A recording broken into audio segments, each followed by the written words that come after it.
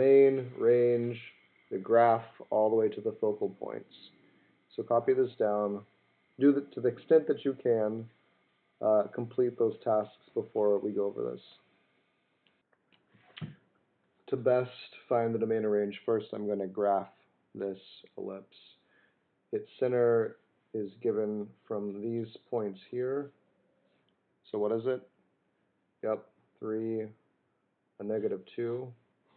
So right away I find 3, a negative 2, and plot the center. This larger number refers to the fact that it's the major axis, larger because, right, this is bigger than that. So the horizontal or the x-axis is the major, this is the minor, and this tells me how far to the left and to the right to go.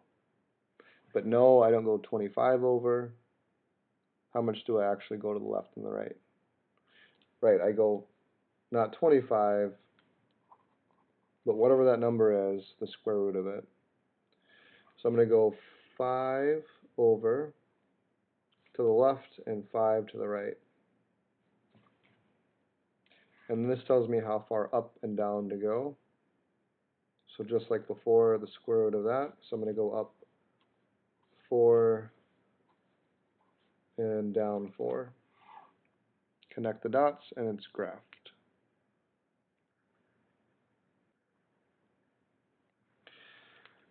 Now, this tells me that the major axis is 10 units across, and that the minor axis is 8 units across. If I'm trying to find the domain and range, the domain is the set of all of these x values from the leftmost point all the way to here. And so I'm really saying, hey, what is this left point here? And the point comes from starting at the center, right at 3. And we went to the left how much? 5. So half that distance, 5. And then we went, we started here again at 3. And then we added 5. Now this isn't a good enough answer because it's not simplified. Right, 3 minus 5 is a negative 2, 3 plus 5, 8. Do the same for the range. So doing the same thing, I found the center point here, negative 2, subtracted 4 from negative 2, added 4, and there it is. Now on to the focal points. Focal points lie somewhere there. And I have to remember that that distance, right, this distance from the center to this x is the thing that I need to find. Right, so this triangle is this triangle. How high up did I go? Do you remember? I went up this many, the square root of 16, I went up 4. So that's the height of the triangle. I've got to find that side.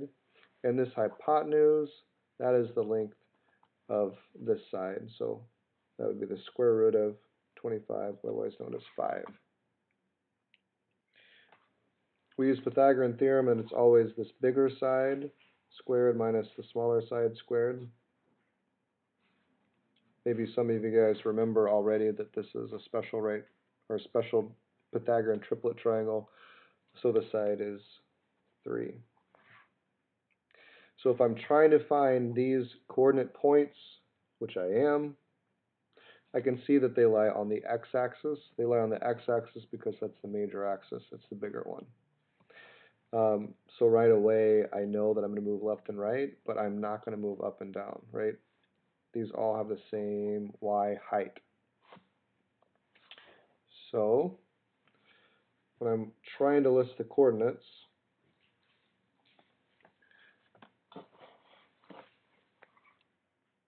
because of the fact that this is the major axis is horizontal, and the fact that I'm moving left and right to write these focal points, I can just right away, we did this in class today, right away just write the y coordinate down without even thinking. And the y coordinate again was a negative 2. So immediately I eliminate choices based on that. And then I do this thing here, right, where I start here, which is at x equal to 3, and I subtract that length that we found. I subtract 3, and then I start here again, and I add 3 to get to that point there.